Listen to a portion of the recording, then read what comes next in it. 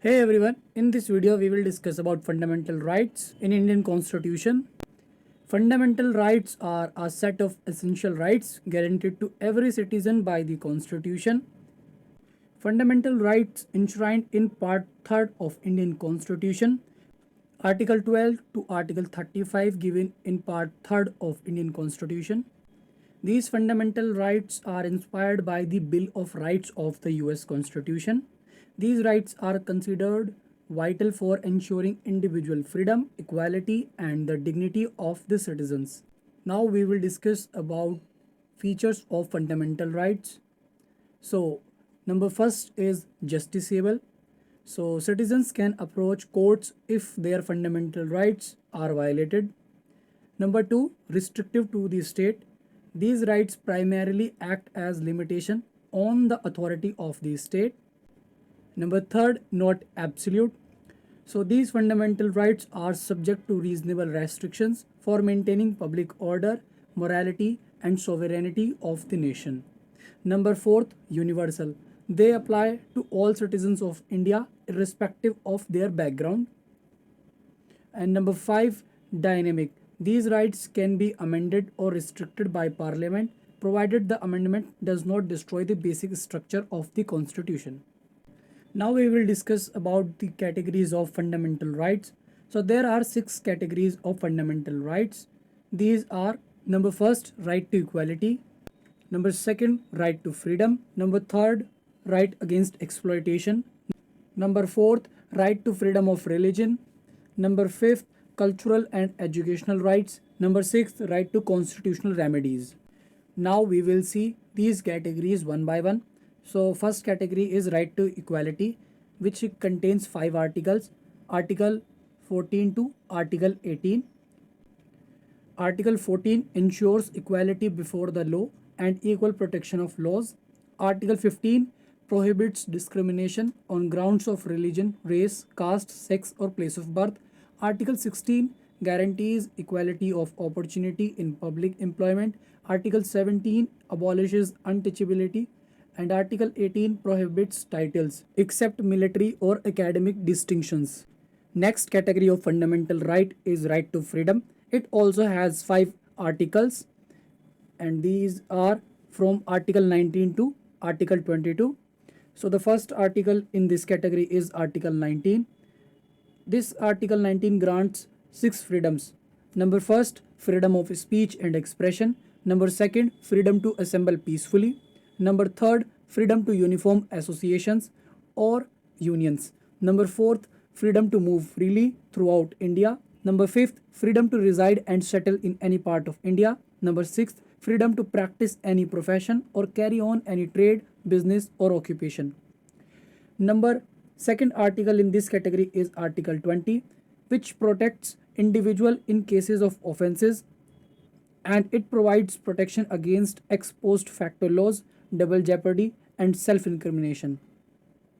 Before we move further, let's understand what is protection against ex post facto laws, double jeopardy, and self incrimination as provided under Article 20 of the Indian Constitution. First, we will understand protection against ex post facto laws. So, it means a person cannot be punished for an act that was not a crime at the time it was committed. So, according to this legal maxim, laws cannot be applied retroactively to impose penalties or increase punishment. Let's take an example. If a new law criminalizes an act today, people who committed that act before the law was enacted cannot be punished. Number second legal maxim is protection against double jeopardy. It means a person cannot be tried or punished twice for the same offense. This maxim prevents harassment through multiple trials for the same crime. Let's take an example. If someone is acquitted or convicted of theft, they cannot be tried for theft again on the same facts. But the same person can be tried for theft for different facts. Number third, protection against self incrimination. So it means a person cannot be compelled to be a witness against themselves. Basically, it ensures that any confession or evidence obtained under coercion by police or any other authority, then it cannot be used in courts. For example, a person cannot be forced to confess to a crime. Any confession must be any confession must be voluntary. If a person is forced to confess a crime by coercion or threat, then it cannot be used in courts. So our next article in category of right to freedom is Article 21, which guarantees the right to life and personal liberty. Basically, this article guarantees protection of life and freedom from arbitrary actions of the state. It includes the right to live with dignity, clean environment, health, education, privacy, shelter, and livelihood. Also, it covers rights like protection from arbitrary arrests, timely medical care, and the right to die with dignity. Example, passive euthanasia. Article 22 of the Indian Constitution protects individuals against arbitrary arrest and detention, ensuring that no person is deprived of their liberty without proper legal procedures. It provides important safeguards for arrested persons, including the right to be informed of the reasons for arrest, the right to consult and be defended by a legal practitioner, and the requirements to be presented before a magistrate within 24 hours of arrest. So our next category of fundamental right is right against exploitation. This category contains only two articles, that is Article 23 and Article 24. Article 23 talks about prohibition of human trafficking and forced labor. Article 23 of the Indian Constitution prohibits human trafficking, bagar, that is forced labor without payment, and similar forms of exploitation. It ensures that no person can be forced to work against their will except as punishment for a crime or as part of compulsory public service. This article protects everyone, including citizens and non citizens, from exploitation. Next article in category of right to freedom is Article 24, which prohibits the employment of children below 14 years in hazardous jobs. So Article 24 of the Indian Constitution prohibits the employment of children below 14 years of age in any hazardous work, such as factories or mines. This ensures the protection of children from exploitation and harmful labor that could affect their health and development. It promotes their right to education and a safe childhood. Another category of fundamental right is right to freedom of religion. This category contains four articles from Article 25 to 28. Article 25, which ensures freedom of conscience and right to profess, practice, and propagate any religion. This article ensures that individuals have the liberty to follow their religious beliefs and express them openly, promoting religious harmony and pluralism in India. Now we will discuss these terms in short. So, right to profess. Right to profess allows individuals to declare their faith, while the right to practice enables them to perform rituals and customs. Right to propagate permits spreading their beliefs to others. However, these rights are subject to reasonable restrictions in the interest of public order, morality, health, and other fundamental rights. Next article under this category is Article 26, which grants freedom to manage religious affairs. According to this article, every religious denomination or group have the freedom to manage its own religious affairs. It ensures that religious communities have the autonomy to govern and organize their internal matters without interference. Under this article, religious groups have the right to establish and maintain institutions for religious and charitable purposes. Number 2, manage their own affairs in matters of religion. Number 3, own and acquire property for religious purposes. Number 4, administer such property according to law. However, this right is subject to public order, morality, and health. Next article is Article 27. Article 27 prohibits the state from compelling citizens to pay taxes for promoting any religion. Basically, Article 27 of Indian Constitution prohibits the state from compelling citizens to pay taxes for the promotion or maintenance of any religion or religious institution. This article ensures that public funds collected through taxation are not used to support or favor any particular religion, maintaining the secular nature of the state. This provision ensures that the government remains neutral in religious matters and fosters equality among all religions, upholding the principle of secularism in India. Article 28 of the Indian Constitution prohibits religious instruction in educational institutions that are funded by the government.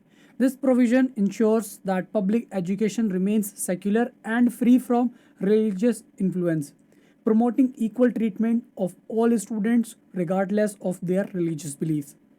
The key aim is to prevent the use of state resources to promote any particular religion, thereby maintaining the secular character of public education and respecting the diversity of religious beliefs in India. This category contains two articles, Article 29 and Article 30. Article 29 of the Indian Constitution protects the interests of the minorities by granting them the right to conserve their language, script, and culture. This article ensures that any section of the citizens with a distinct language, script, or culture has the right to preserve and promote their unique heritage. The key provisions under Article 29 are cultural rights. So it safeguards the right of any minority group to conserve its culture and language. This means that individuals or groups belonging to a minority community are free to practice their cultural traditions and linguistic practices without interference. Number 2, protection against discrimination. This article prevents discrimination in admission to educational institutions based on the language, religion, or culture of individuals. Article 29 is to foster unity in diversity, ensuring that all communities, especially minorities, can maintain their cultural identity while being an integral part of the larger national framework. Article 30 of the Indian Constitution grants minorities the right to establish and administer educational institution of their choice.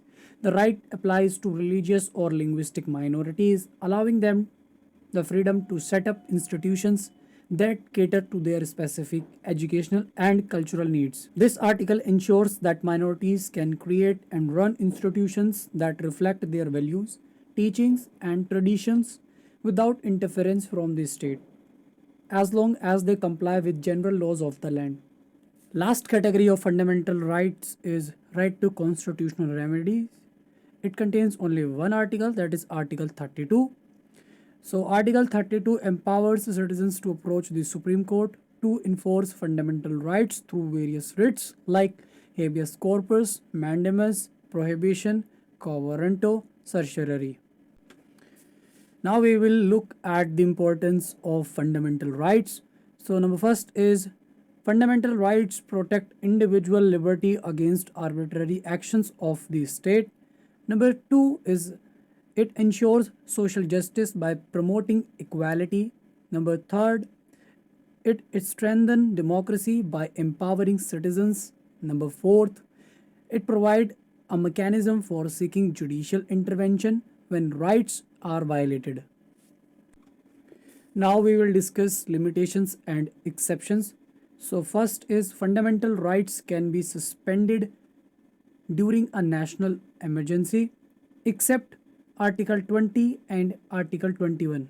These two fundamental rights cannot be suspended during a national emergency. Number 2 is some rights are available only to citizens.